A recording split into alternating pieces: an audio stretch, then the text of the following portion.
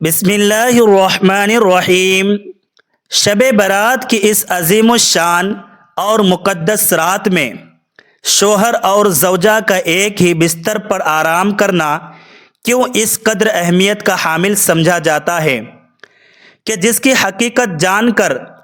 آپ کا دل دہل جائے گا، آپ کی روح کانپ اٹھے گی اور آپ کو اپنی اب تک کی گزری ہوئی غفلت شعار زندگی پر شدید ندامت کا احساس ہوگا۔ محترم و مکرم ناظرین، جیسا کہ آپ تمام احباب کے علم میں ہے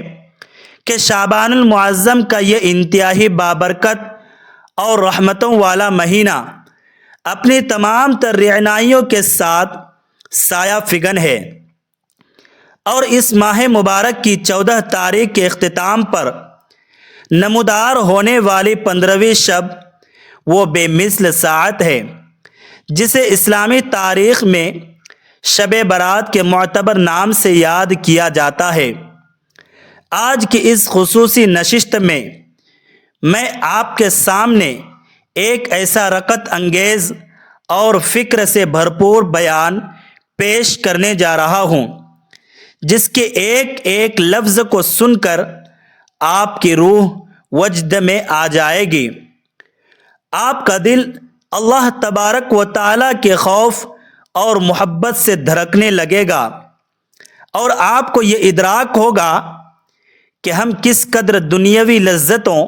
اور غفلتوں میں ڈوب کر اپنی اصل زندگی کو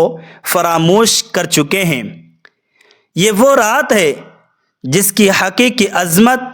اور فضیلت سے پردہ اٹھے تو انسان حیرت زدہ رہ جائے۔ اس رات کو محض نیند یا لاپرواہی کی نظر کر دینا بہت بڑی محرومی اور بدقسمتی کی علامت ہے، کیونکہ اس کی بے پناہ برکات اور فضائل کا تذکرہ خود وجہ تخلیق کائنات حضرت محمد مصطفیٰ صلی اللہ علیہ وآلہ وسلم نے نہایت وضاحت سے فرمایا ہے۔ یہ کوئی عام رات نہیں ہے، بلکہ یہ فیصلوں کی وہ گھڑی ہے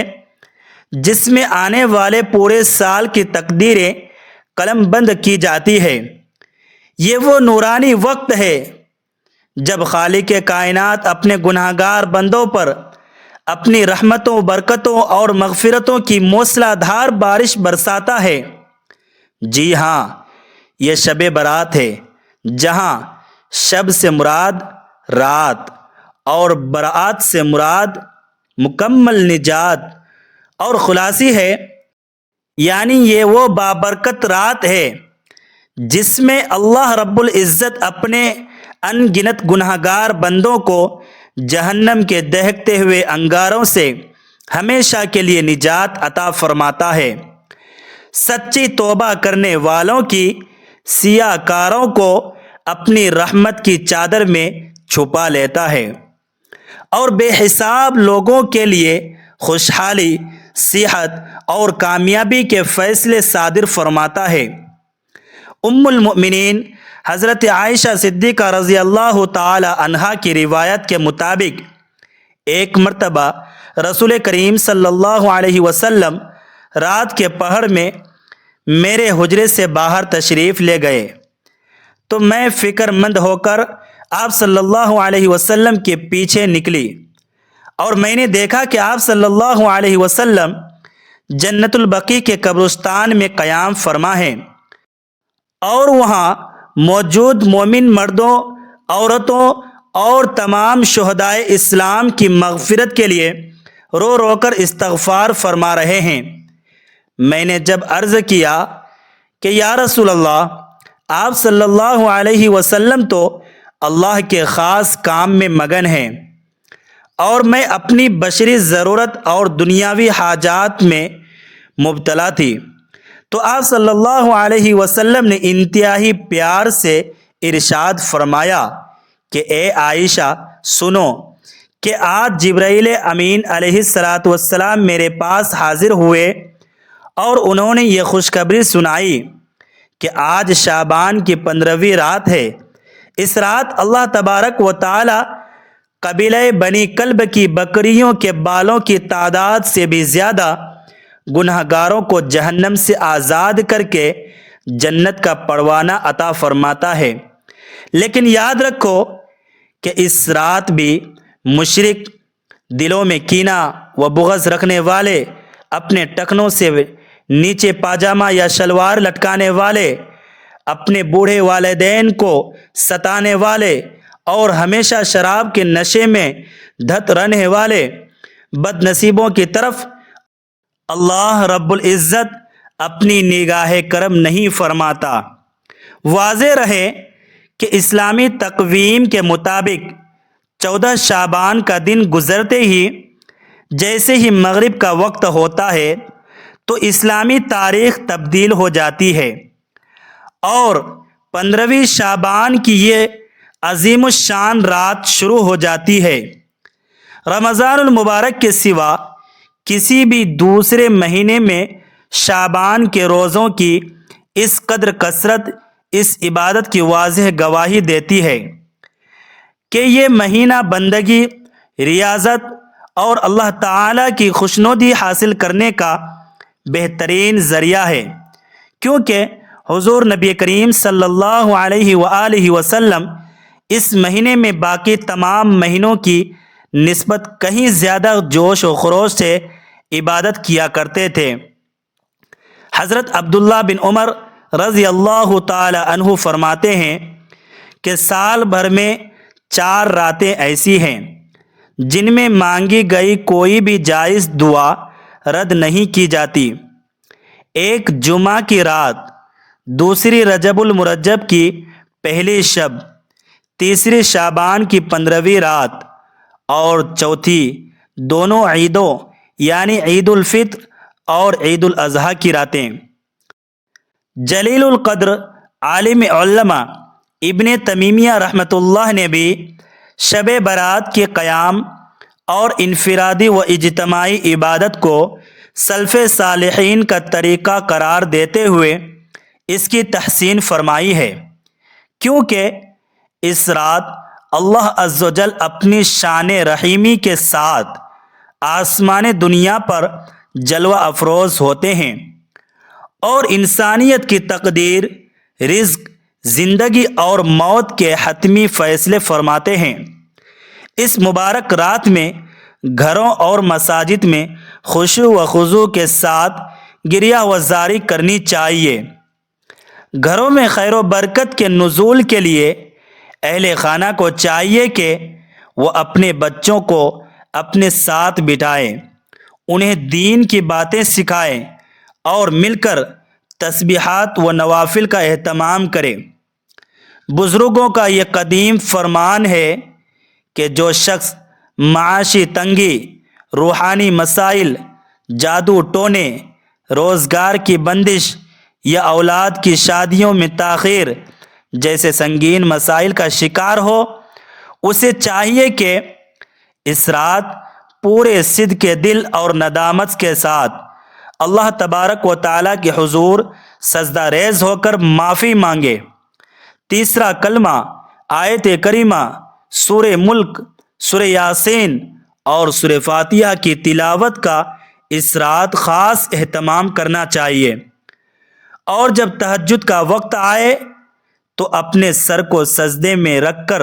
استغفر اللہ کی کثرت کریں اور اپنی آنکھوں سے ندامت کے آنسو بہائے، کیونکہ اس رات اللہ تبارک و تعالی کا دریائے رحمت جوش میں ہوتا ہے اور وہ اپنے بندوں کی مرادیں پوری فرماتا ہے۔ احادیث مبارکہ کی روشنی میں اس رات سال بھر میں پیدا ہونے والے ہر بچے اور وفات پانے والے ہر شخص کا نام ریکارڈ کر دیا جاتا ہے۔ اعمال نامے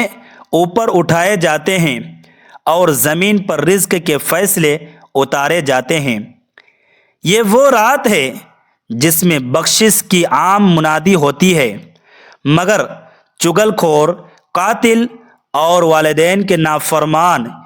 اس سعادت سے محروم رہ سکتے ہیں۔ سنت نبوی صلی اللہ علیہ وسلم کی اتباع میں زندگی میں کم از کم ایک بار اس رات قبرستان جانا ثابت ہے، مگر اس کا یہ مطلب نہیں، ہرگز نہیں کہ وہاں میلے لگائے جائے،